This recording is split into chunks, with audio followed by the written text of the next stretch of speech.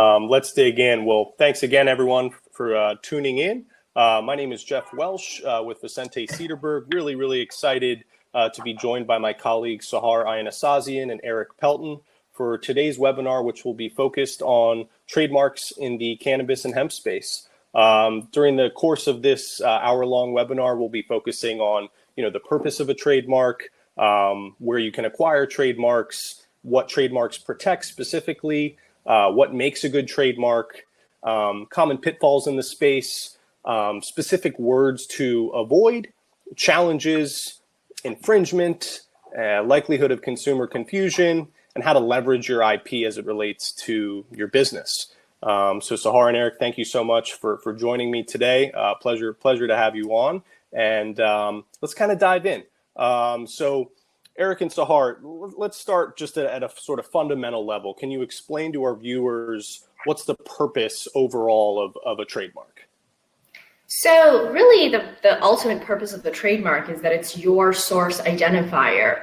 When a consumer looks at your mark, your logo, your brand name, they understand that, this product comes from this source. And so that kind of ties into the goodwill that you have behind your product. It's a way for consumers to be able to tap back into that and to be able to build loyalty to the brand so that every time they see the brand, they see the mark, they see the logo, they can pick it off the shelves because they know where it's coming from. And it's something that helps build your brand's reputation so that consumers can continue to go back to it again and again and again. And of course, registering your trademark, as we'll discuss further, is a way to protect your brand and to protect that goodwill, that loyalty, that reputation that's built using your trademark.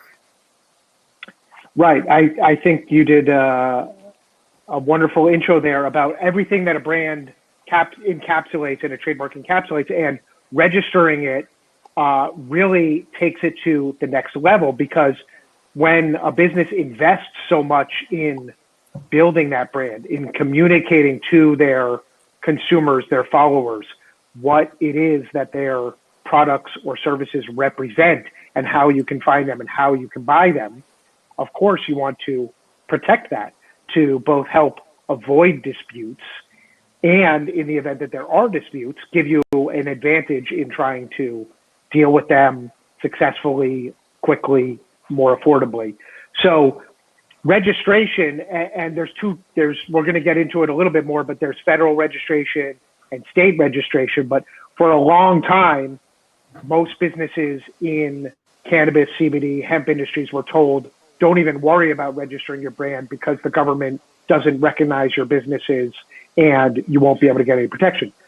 That has changed in part from the government perspective, and new strategies have developed and evolved, particularly in the last 5 years, where we've successfully worked with many clients and many others in the industry, have obtained registration for their brand. It may not be for their core products if they're, plant touching products or services, but they could get a registration for other products and services. And again, we'll get a little bit more into that, but getting the registration really creates an actual asset. It gives you a registration number from the USPTO.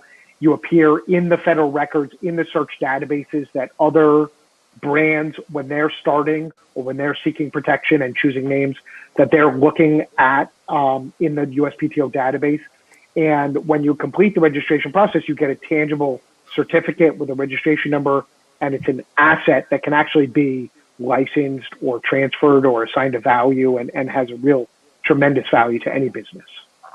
Wonderful. Thank you both. And one thing I wanted to touch on, this sort of goes outside the scope of today a little bit, but is relevant just because our industry has challenges specific to the banking space. One thing I wanted to be clear about is that, when particularly a plant touching entity or even an ancillary company in the space, gets going and starts forming entities, a lot of times we'll recommend that they don't actually name their entity the name of their brand. And that's to sort of avoid potential banking challenges even in states that have, robust cannabis programs. And so one thing I do want to make clear is that a trade name or a DBA does not function as a trademark, right? And so if you're working with us on forming a corporation or an LLC, and we recommend that you file for a DBA, doing business as, for your entity, that is not the same function and doesn't give you the same protection as a trademark does. So thank you both for that intro. That was really helpful. So sort of moving forward here, let's talk about where you can acquire a trademark and sort of the different levels of protection associated with the different ways you can get trademark protection. So there's essentially 3 different types of protection. I'll talk a little bit about federal and state, and then maybe Sahar, you want to talk about common law, if that works. So federal protection is from the U.S. Patent and Trademark Office, and that covers all U.S. 50 states and territories if you get registered at the USPTO. And that's why it's a tremendous value, particularly as brands grow and they might start out limited to one particular state due to the regulations and licensing. But either because they might grow to other states, or either because without any federal protection, they really don't have any registration outside of, let's say, if you're operating in Massachusetts with a license there. Without the federal registration, your rights are limited to just that area. And so a federal registration, again, even if it's for ancillary services like having a website or providing information or accessories like apparel or lighters or other products like that, having a place in the federal database gives you that nationwide protection. On the state level, for almost all other industries, lawyers generally tell their clients that a state registration is extraneous and not terribly valuable. But in these industries where your federal rights are not, if they're not recognized, because if it's not something that falls under the Farm Bill or is otherwise not affected by the CSA, but if it is a product or service that's affected by the CSA and the federal government's not going to recognize your core products or services, there is a value in getting a state registration so that you have, again, that tangible asset that protects you in your state. And I would still recommend getting the federal registration, just to be clear, to protect you outside of the state or states that you're operating in that case. So you have a multi-tiered approach. So as far as common law goes, it's kind of the least protective of all of the 3 types of trademark protections that we've been talking about, where if you've been using your mark, you generally tend to be seen to have some form of protection via common law, just because you've been using it, it's been out there in commerce, it's been connected to your brand. But it's worth noting that should another party go to register for a federal trademark or a state trademark, your common law rights don't always necessarily protect you against them being able to file for that mark federally or statewide if they're able to show all the requirements for protection federally or statewide. Awesome. Thank you both. And James Kernick had a question. What's up, James? We kind of touched on that, but is the state only trademark of value? It is a value, but the federal mark carries much more weight because it gives you protection throughout the entire country. But should you run into specific challenges as it relates to obtaining federal registration, state registration is better than nothing. So one other quick comment on that is, more and more, we're seeing federal registration of value for online with social media user accounts, with Amazon Marketplace and other marketplaces, and domain names. They will essentially only recognize a federal registration. So there's a real value there too. In order to take that, I had a client call me this morning about an Instagram account that had been hacked. In order to take down an Instagram account or anything like that, you essentially need a federal registration. So that's an additional value.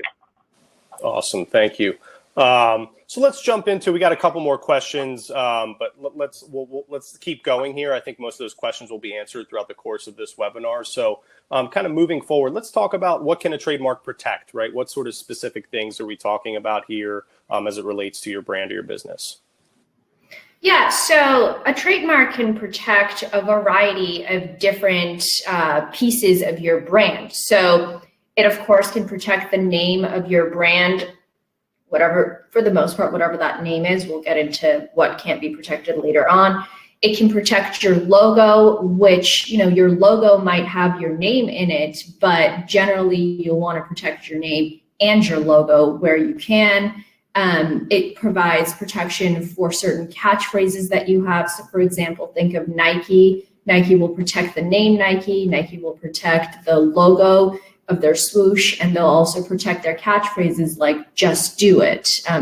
Erik, do you want to get into the rest of the protections?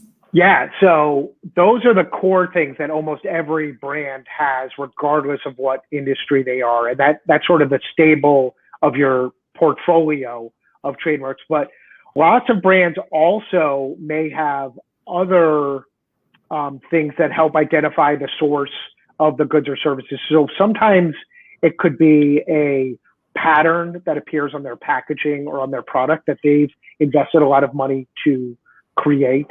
It could be, these are more extreme and more costly, but you can even have smells and sounds and particular colors. Like you think of UPS actually has the color brown registered for package delivery services.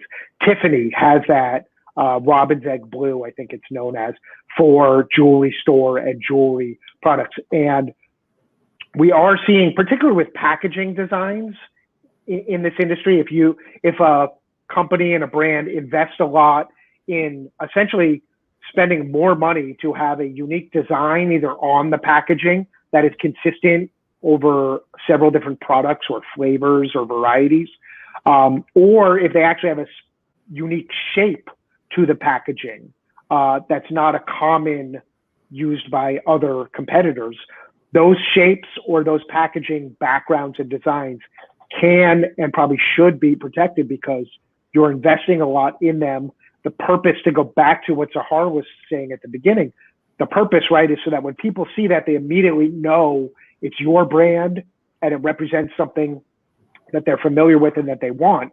And because you've invested in creating that connection with the consumers through perhaps a shape or a packaging background, it's worth considering registering it as well. Awesome. Thank you. Thank you so much. Quick question from Lisa Pittman. Is this accredited for CLE? No, it is not. I just wanted to let you know. So let's talk about what makes a good trademark, right? We're going to sort of dive in here. We're going to start off with the strongest level of protection as it relates to your mark and go all the way down to the least or zero protection. So the highest level, right, is what we call a fanciful mark, which is completely unique. And I just wanted to kind of step in here. I'm a partner at Vicente Sederberg, and my focus and practice area is in the media and entertainment space, but I do a lot of corporate and regulatory work and compliance work as well. I also started a creative agency 4 years ago. My background is in the entertainment space. I was a lawyer at William Morris Endeavor, the largest talent agency in the world, before really getting involved full time in the cannabis space. And I wanted to just take a moment to focus on this because this is your biggest opportunity to differentiate yourself meaningfully from the cannabis space. And if you're not inherently creative, right, if you are an exceptional cultivator or you're creating an amazing cannabis consumable product or topical or whatever it is, but you don't come from a background of marketing and design, I would highly recommend that you don't have to come and talk to my agency, but I would highly recommend that you go and talk to someone because unfortunately what I see a lot in the space, even to date, is that everyone knows someone, right, who might have some experience in marketing or design, but you kind of pay for what you get as it relates to brands, logos, and the creativity of those logos, right? And so if you pay someone $50 for a logo, you're going to get a $50 logo, and it's not really going to survive the test of time against other brands who are really treating this industry and testing that against traditional consumer packaged goods. And so let's sort of dive in as it relates to that on Fanciful. So Erik and Sahar, talk about fanciful marks and sort of why they are the strongest type of trademark. So fanciful is a made-up word, basically. And that means that you're very likely to be unique.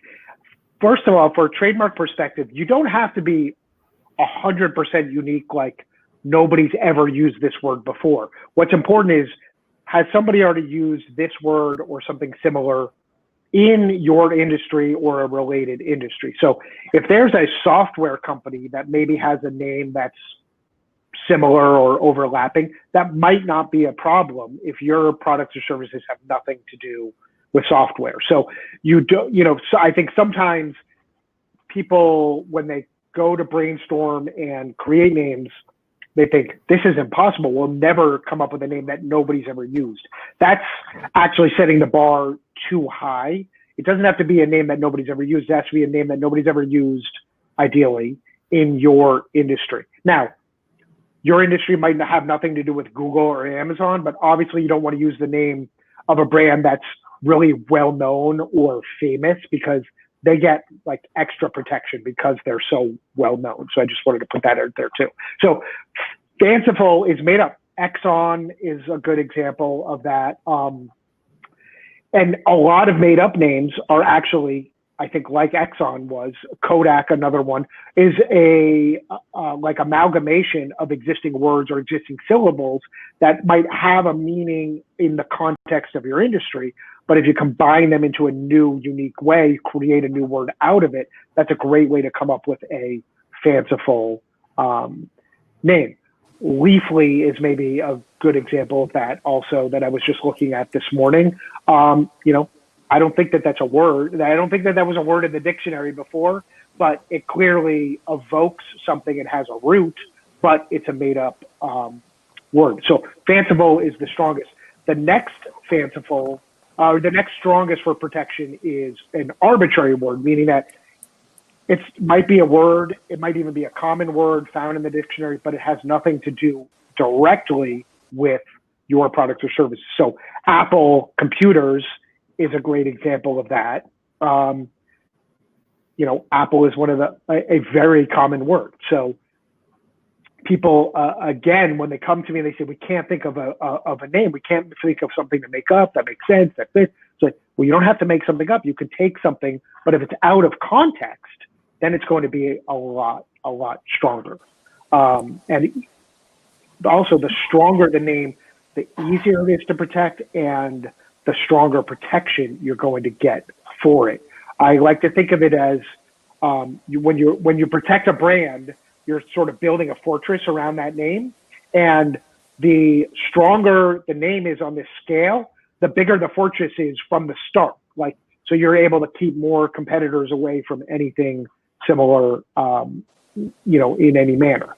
Do you want to take it from there? That's great. If I can just interject real quick, Sahar, and thank you, Erik. That was awesome.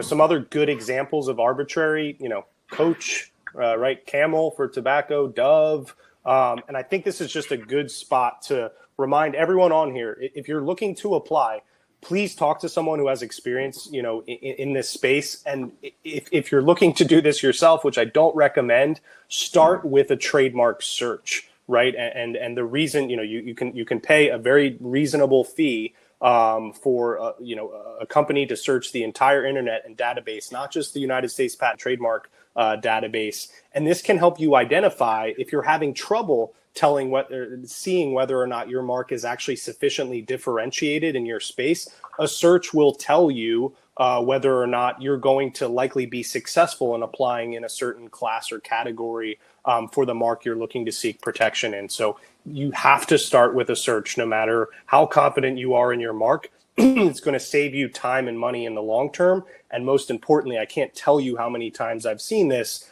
Someone has a brand they're in love with. They decide to apply. No, we don't want to search. This is our brand no matter what. Well, there might be several, if not dozens, of other existing marks that already have protection with the same or similar name.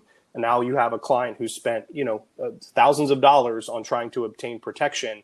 And if we just started with a search that cost a couple $100 to start, they could have avoided all of those issues. And God forbid they've already gone down the packaging route and paid, sometimes 6 figures to produce packaging for a mark that they'll never be able to get protected federally. So sorry for the interjection. I just thought that was a good time to pin that. No, that's great. And also on searches, a lot of people, when they're searching on their own, they don't necessarily, they don't have the experience and the skill to know how to search for different sounds, different spellings, different spacing, because all of those things matter. And that's why having a professional not only do the search, but review the data that comes back from the search is really, really valuable. Awesome. Thanks, Erik. Sahar, you want to sort of cover the next level of protection here, suggestive? Yeah, so a suggestive name is just below arbitrary, where with arbitrary, when you hear that name, and it really has not very much to do with the actual product or service, suggestive is, as its name suggests, when you hear the name and when you hear the mark, it has some potential link to the good or to the service, but it's not super clear. And so with a suggestive mark, there is a little bit less in developing the connection between the mark and the good or service. But just as we were talking about how fanciful is the strongest, arbitrary is a little bit less strong, because suggestive tends to not be as out there, the ability to protect that is a little bit less than the other two are. And so from suggestive, you go down to then descriptive, which if suggestive suggests what the good or the service is from the mark, descriptive is exactly what it says it is, which is that the brand, the mark, the trade name actually describes the good or the service. And so with a descriptive mark, it tends to certainly be more difficult to protect that. And with respect to the cannabis industry, as we were discussing a little bit earlier, you don't really want to have cannabis descriptive names for your goods or services. And so when you're thinking of a mark for your cannabis good or for your cannabis service, you would definitely want to stay away from a descriptive mark. Not just because of protection issues, but because of other issues that tend to come up within the cannabis industry, such as Jeff said, banking. And then the last rung is the generic mark, which generic marks tend to be almost impossible really to protect. So if you're thinking of calling your product exactly what the product is, or your service exactly what the service is, you're certainly going into the generic sphere, and definitely want to consult with someone before spending any time or money developing that, because chances are you're not going to be able to protect your mark. Thank you both. And just to emphasize, look, if your proposed mark, right, I'm starting a brand and I want to, it's called Jeff's Cannabis or Jeff's Best Cannabis, right? That's going to be descriptive. Most likely, if your potential brand falls in sort of these bottom two categories of descriptive or generic, you're not going to want to move forward with that brand. You need to differentiate yourself more meaningfully in the marketplace than that, particularly because getting started with a business in this space or expanding your existing business, as you know, is extremely expensive. So it's vitally important to make sure you have something that can stand out from the crowd. Go ahead, Erik. I think I just wanted to go back to suggestive names, because I really always recommend that clients try to focus in on suggestive names. And it might at first, again, seem like, well, how do I come up with a suggestive name? What do you mean? So some examples of some suggestive names that I like Netflix. Everyone knows what Netflix is. It's internet and networks and movies. When you put those roots together, Netflix, it's a great suggestive name. YouTube, same kind of thing. Travelocity, Groupon, group shopping and coupons, and creating a new word that tells the user something about what they're getting without putting it in their face. Like you were saying, like Jeff's CBD topicals would be really descriptive or generic and not probably not protectable. So I like how you put it. If you're in those bottom two categories, if there's any way you can step back and try to get out of it, you want to think about that. Awesome. Or Canicon for the cannabis industry for thinking of suggestive. There you go. Yeah. We'll get to that later on. Words to avoid. Yeah. So let's move forward here and talk a little bit about, specific challenges our industry faces in particular. And look, at this point, this this specific topic is a little more relevant for cannabis, less so hemp companies, these days. Before we sort of dive in, Sahar and Erik, to why services are easier to protect than plant touching entities.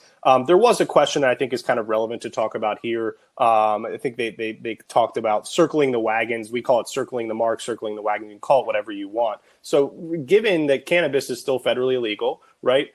You can't obtain, federal protection for exactly in the space that you're operating in, right? There's no federal mark you can obtain for a cannabis business. And so a lot of times what we try to do is understand what the whole client's current and future business might entail. And then we try to get them sort of a suite of marks that broadly encompasses, everything that they're doing. So say you have a client who is producing, it's a topical THC company, right? And they're also producing some high-end merchandise. A lot of times, we'd want to get that mark protected in the merchandise and apparel category, right? We'd also want to apply for general topical and skincare products. And we might even want to apply a very common mark to obtain is Class 35, which is tobacco accessories. Because inevitably, if you're in the cannabis space, at some point you might be producing lighters or rolling papers or ashtrays, and that class protects all of those things related to sort of smoking paraphernalia. One huge thing that I've seen a lot of clients do that, again, don't recommend you do this by yourself, but if you do, keep in mind that if you're in the cannabis space, your business is federally illegal, right? And so I've had clients come to me and say, hey, I wanted to save a couple bucks. I applied by myself, and they're basically telling a federal entity that their business is involved in the sale of a Schedule I drug. That's not a great position to be in. Now, is there a high likelihood of any type of criminal enforcement from that? No, but you can bet your bottom dollar that the USPTO is going to respond and say, oh, your business is involved in the sale of cannabis. Please tell us more. Right. And then they come to us with that situation. And that's a difficult hole to climb out of, and forget ever getting your brand protected if you find yourself in that situation. So just wanted to touch on that. Erik and Sahar, I didn't know if you had anything else to sort of add to that specifically as far as circling the mark or strategies, you sort of recommend as it relates to that. Yeah, I think this goes directly to, what we had outlined as the next point of challenges, which is that if you are a business that is impacted by the CSA, there are still plenty of ways to get registered. And trust me, all of the big players are getting registered for these auxiliary products or services. And of course, that's not ideal. We wish it could be registered for the actual core products or services. But the next best thing is to get it for the auxiliary products or services. And the strategies are evolving because the government and the way that they're approaching this is evolving. There is actually a special unit at the USPTO now that is about between 5 and 10 examiners, last I heard, that is getting sent all of these applications that deal with cannabis or CBD. And so they're becoming sort of experts in the specific issues that relate to this. And there's different strategies and challenges if it's CBD and it's impacted by the Farm Bill. And there's more opportunities there after the Farm Bill. But because the FDA regulations haven't caught up, and the FDCA, for businesses that are impacted by those regulations, there are still challenges at the USPTO and even more strategy involved in trying to figure out. Again, we're trying to get like as close to those core products and services or services as possible without invoking something that will get a refusal. And just to kind of add to that a little bit, getting as close to the mark or service doesn't mean that you can fraudulently present information to the USPTO. So for example, if you have a line of, say, infused gummies or infused candy, that doesn't necessarily mean that you can obtain your mark for candies or for chocolates and whatnot, just because that's one of the offered categories for protection for a federal mark. You still are creating a cannabis product which currently can't be federally protected. So something to also keep in mind. No, that's a really good point, is that there's, of course, just like there is for any business, there's a whole host of issues that go into registering a trademark, from proper evidence to proper dates of use to proper signatures and the ownership and all of these things. And that's why working with experienced counsel is incredibly valuable. And you want to make sure that you're addressing all of those things properly to comply with the rules, because the worst thing would be to invest all the money and to get a registration that could be attacked or may not be valid in the long term. That's not going to serve you well. Wonderful. Thank you both. Let's kind of pivot here and talk about, why ancillary companies like an Ease or a Weed Maps or a Leafly, why their businesses tend to be easier to get, protection from a trademark side of things than plant touching businesses. And everyone on the line, one of the great things, we have sort of our resident banking expert as well as, an IP expert here in Sahar. And so, Sahar, that might be a good one for you to tackle. Sure. So as we just discussed, getting federal protection for actual plant touching entities like your cannabis products, for example, are really not in the cards currently. So as you start to step more and more outside of the directly plant touching products, it becomes somewhat easier to start to argue for federal protection. So services like Ease, for example, or like Leafly, although they are centered around the cannabis industry and really exist solely to serve the cannabis industry, they themselves are not considered plant touching because they're not cultivating, manufacturing, distributing, or selling cannabis, and they certainly are not cannabis products in and of themselves.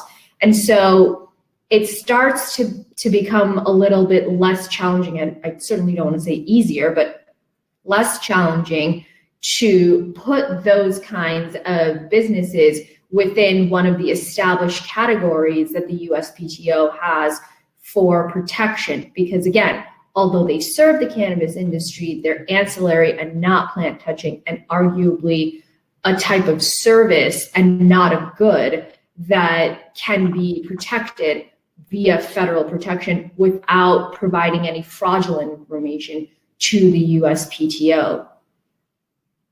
Awesome. Thanks, Sahar. That was great.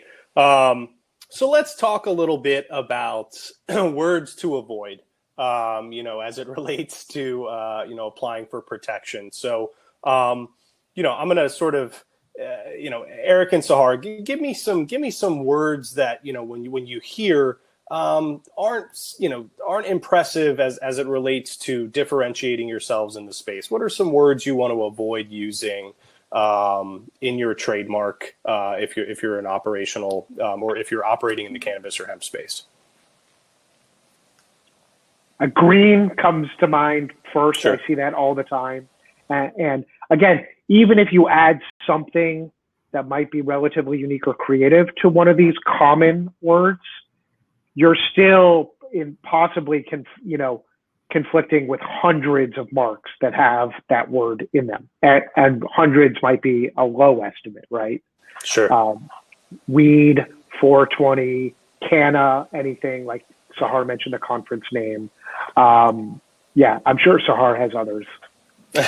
Really anything that's laying in cannabis that you think, oh my gosh, this is going to be really descriptive and also really cool for my brand, definitely think twice about applying that to your brand and building goodwill behind it, and then thinking about wanting to register it, because at best you'll get extra scrutiny from an examiner, and in reality you probably won't really get registration for that. But when you're thinking about how to brand your company, really using words like this in your brand will also create or will exacerbate issues that are already prevalent in the cannabis industry for you and your company specifically, such as banking. As soon as you put a name like Kush, Weed, 420, pot, THC can, or really anything onto a check or onto a bank application and try to get a bank account for it, it's gonna at best start to set off alarm bells for anybody looking at that application or the bank that receives that check. Sure. Thank you both. And look, there are exceptions here, right? But those exceptions are, in my experience, specific to people with tremendous traction or following, right? So you look at someone like Be Real from Cypress Hill, he goes by Dr. Green Thumb, right? And that's like the name of his dispensaries. You know, Cypress Hill has had tens, if not hundreds of millions of impressions and listeners, you know, over the course of their career. You look at someone like Wiz Khalifa, who has a strain called Khalifa Kush. Okay, that goes kind of against what we're saying right now. Wiz Khalifa has 35 million followers on Instagram, right?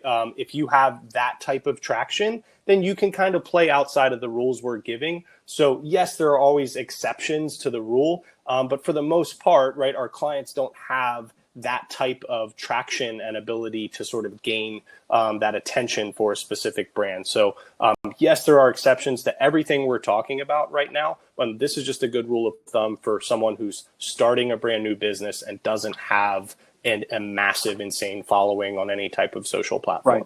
Right. And we've been talking mostly about the legal reasons to avoid those names, but the practical reasons are there too, which, you know, often overlap with the legal reasons. But we know that our clients and anybody in the business, of course, you want to be able to have a domain name, to have social media handles that are easily accessible, that are available and easily accessible, and that when your customers, your fans, or when somebody learns about you and they go to search for your brand, you want them to find you as quickly, as easily as possible. If your name has one of those really common terms in it, you're already facing an obstacle when it comes to, you know, being found, being distinctive. So the legal and the practical really do overlap tremendously on that issue. That's a great point. Thank you, Eric. All right, pivoting once again, let's talk a little bit about infringement, you know, and this also sort of goes to, you know, things you want to avoid as it relates to your brand, right? You know, you've seen some lookalike, you know, companies. These are for the most part companies that we see in the black market, but I still see them, you know, kind of exist today in some respects. You do not want to copy Starbucks or Kit Kat or any famous candy company or brand as it relates to your cannabis or hemp brand. That's not cute. That's not clever. That's going to result in a cease and desist company or a cease and desist letter from a company with extremely deep pockets that can create a whole host of problems for you.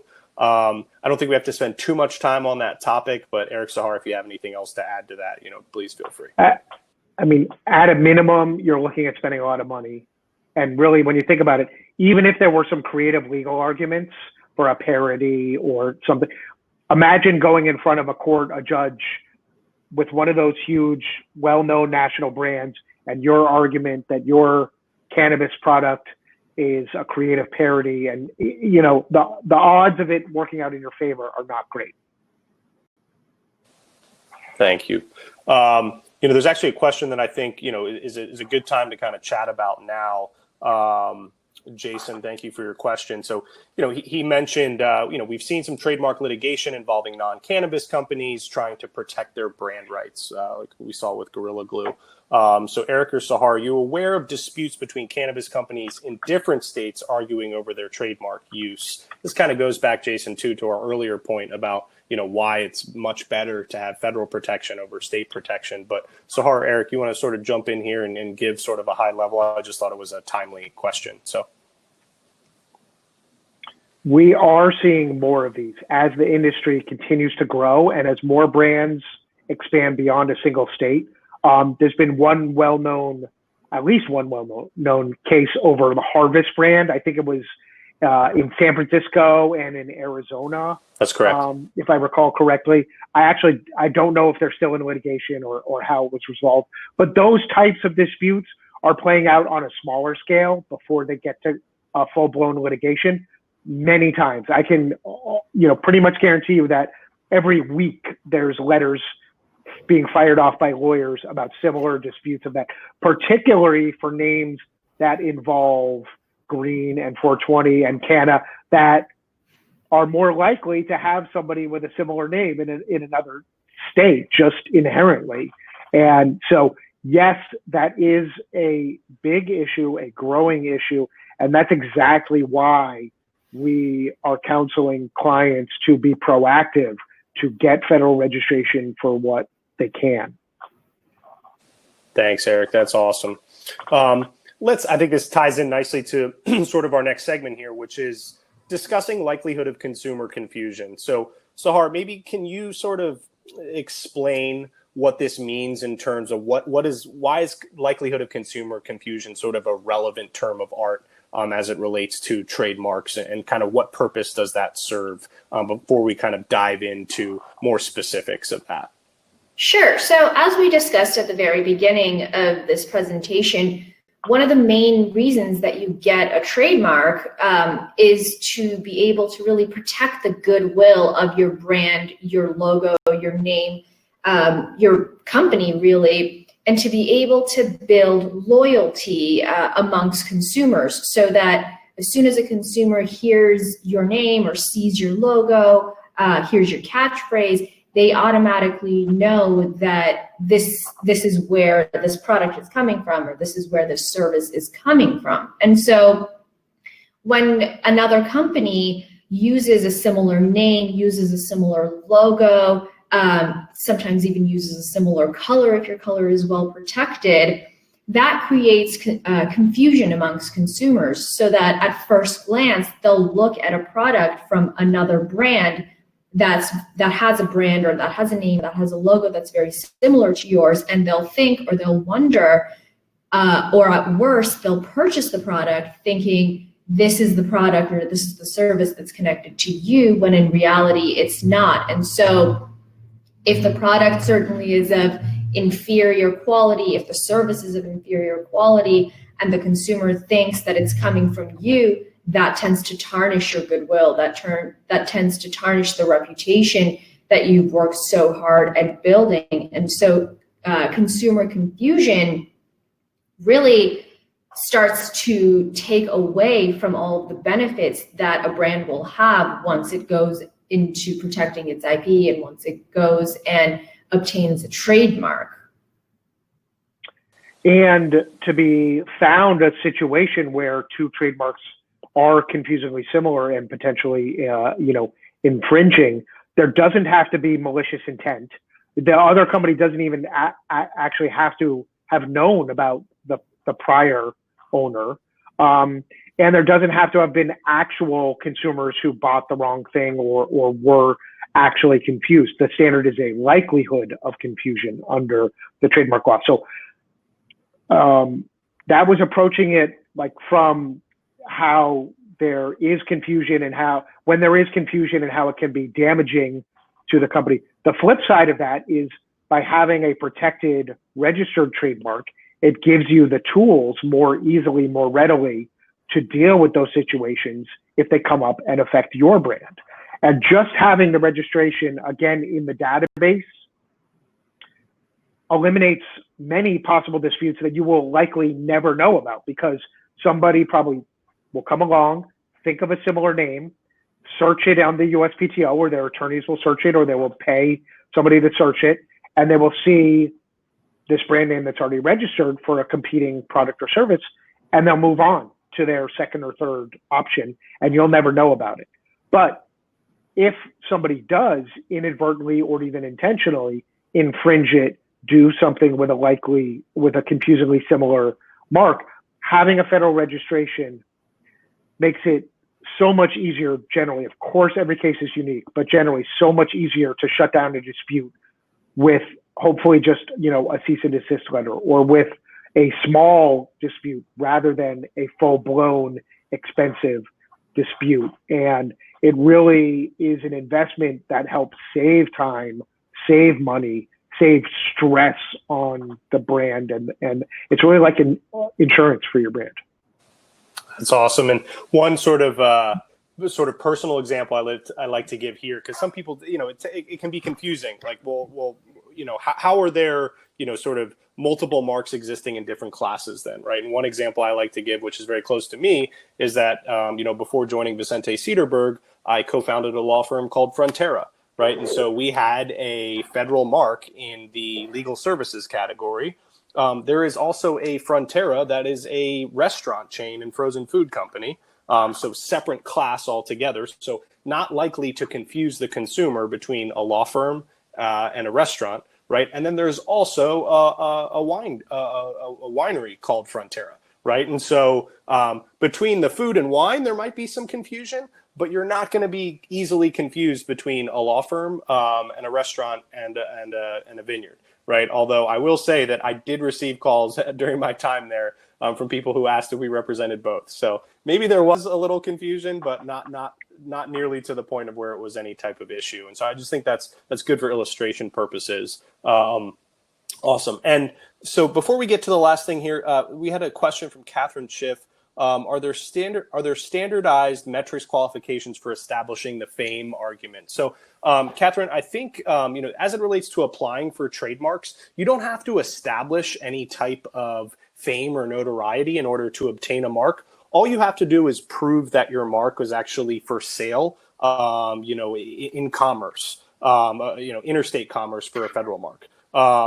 And so you can file marks if you're already selling it. A lot of times our clients, particularly if they're startups, will file marks on an intent to use basis, meaning they're not actually using the mark yet, but they're planning to in the future, and they're going to have to prove that before they actually receive federal protection a couple months down the line. And so there's no fame, argument needed. You just have to prove that your mark is being used in commerce. So just wanted to touch on that real quick. And sort of last here, and we'll probably wrap a couple minutes early. So if there are any additional questions from anyone watching, feel free to type those out now so we can kind of digest them, before we begin to sort of wrap up here. So let's touch on how we leverage IP, right? Why are having trademarks so important, right? And so Erik, Sahar, if you maybe don't mind sort of fielding those, and we can touch on why and how, why having IP is important, and how do you leverage that?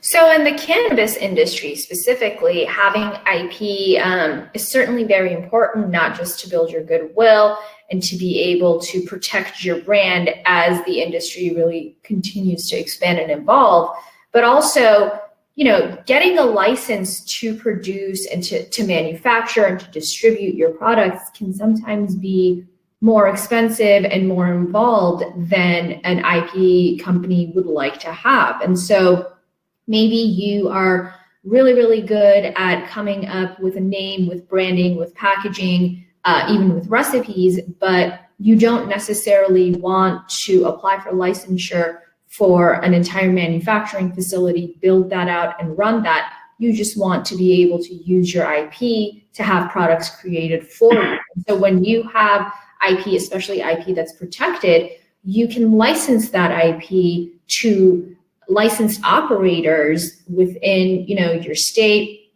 or even other states, and be able to have your products on the market without necessarily having an entire licensed facility to run. And this can also be something that can help a brand that's already established in one state start to expand into other states without having to go through licensure in those other states that it seeks to expand into, especially if licensure in those other states is very, very limited and extremely costly.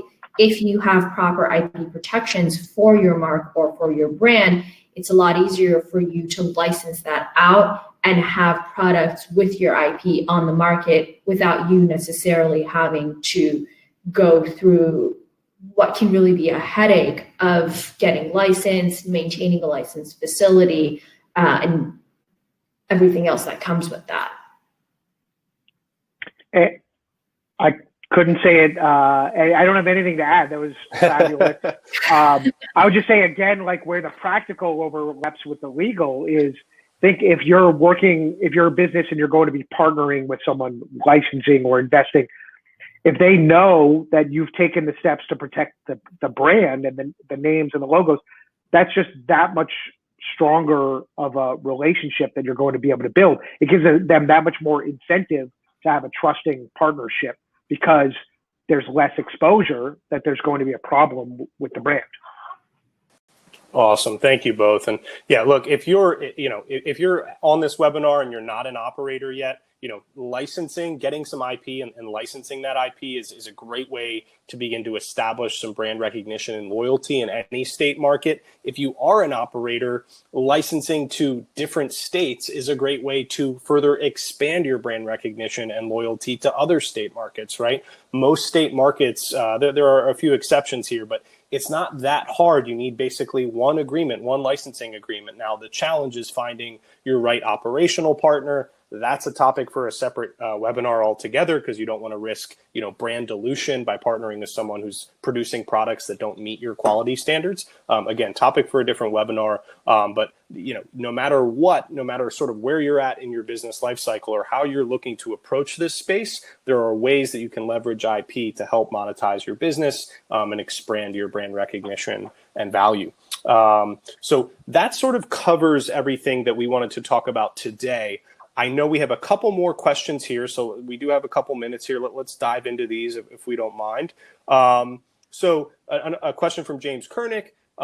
If I have a federal mark, does this overcome state marks? So Erik, Sahar, if you want to just kind of take that, we did kind of touch on that a little bit earlier, but if one of you don't mind sort of chiming in there, that would be great. If you have a federal mark and a state mark that are for the same name and the same products and services, then the federal would essentially, well, I guess I'm not sure exactly what you mean by overcome, but the federal would like supersede it. These are if they're owned by the same entity. If there's competing, if there's like someone with a California state trademark and someone else based in Massachusetts with a federal trademark, then there's a whole host of issues that go into who might have the upper hand in a dispute. And generally, the earlier you use it or the earlier you protect it, it helps establish priority, which is an important thing in a dispute. But because of the unique geography of cannabis licensing, that may not be the only important factor in a dispute in two separate states. So a complicated question. I hope that shed a little bit of light on it. Erik, that was great. And actually a very relevant question, I think, because I think that does kind of tie into the earlier question about fame, right? A little bit, right? Because whoever has sort of a more notable brand at that point will have more leverage, but ultimately the federal mark's still going to be a lot stronger, than the state mark. So we got another question here, Erik. This might be another one for you, or Sahar. Obviously, feel free to chime in. Can we discuss what's happening at the trademark office with CBD-related apps since Tab decided Stanley Brothers? I'm not intimately familiar with that, so I don't know if either one of you can speak to that. I know a little bit about that case. It involved FDA regulated CBD products, and as I mentioned earlier, there are still extra challenges or hurdles for products that would otherwise be compliant with the Farm Bill, but may still fall under FDCA regulations. FDCA regulations are supposedly undergoing a review. However, the 2018 Farm Bill obviously was almost 2 years ago. The review has been going on for many months, and there's no information available to my knowledge about when there actually will be an update or a potential change. And now we have potential, administration changes and other things on the federal level. So there's a lot to monitor. And that's why I said the landscape is always shifting and we're always learning new things and new strategies for this industry. But for clients that I've had that have FDA regulated products as part of their portfolio, we've been sort of drawing out the application process as long as possible as part of the strategy to see if those regulations change. Awesome. Thank you, Erik. One last question here that I kind of want to wrap up from Joseph. Thank you, Joseph. I have a strong brand name that I launched unsuccessfully 4 years ago as an e-commerce business. Have been sitting on it for a new business direction ever since. Now he sees a few companies with similar names and one brand has a recent trademark in e-commerce. The example he gives is iownfriends.com. Now there is friendstore.com and thefriendbrand.com. How would you rank the difficulty of my situation if I want to use that name? Joseph, I would say, the challenge for you right now would be, responding to an inevitable office action.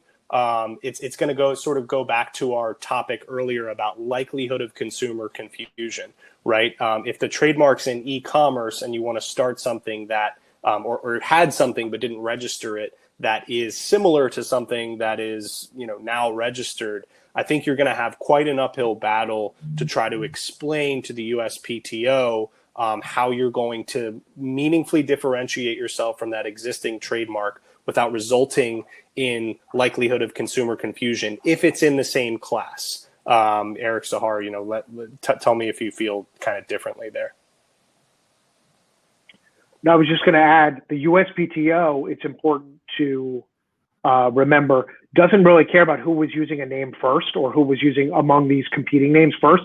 They care about who applied first.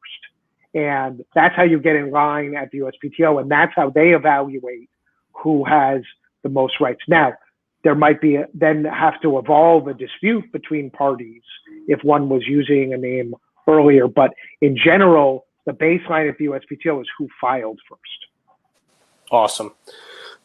Thank you. Thank you both so much. Look, to everyone watching still, appreciate you staying for the long haul here. We're on video here with some experts in the space. We're not difficult people to reach. I'd be happy. Anyone on this conference would be happy to take a call with you, or if you have an email, shoot us an email. All of our emails can be found on the Vicente Sederberg website. Greatly appreciate everyone's time, but please understand that, Sahar and Erik are two experts in the space. I myself, have dealt with hundreds of trademarks, in the space as well throughout the duration of my career in the cannabis and hemp field. This was a pleasure. Erik and Sahar, you were wonderful. Thank you so much for your time. And I hope everyone enjoyed it, and please reach out with any questions, or if you want to just chat with us and talk to you soon. And thank you so much. Thanks, everyone. Thanks. Thanks, guys.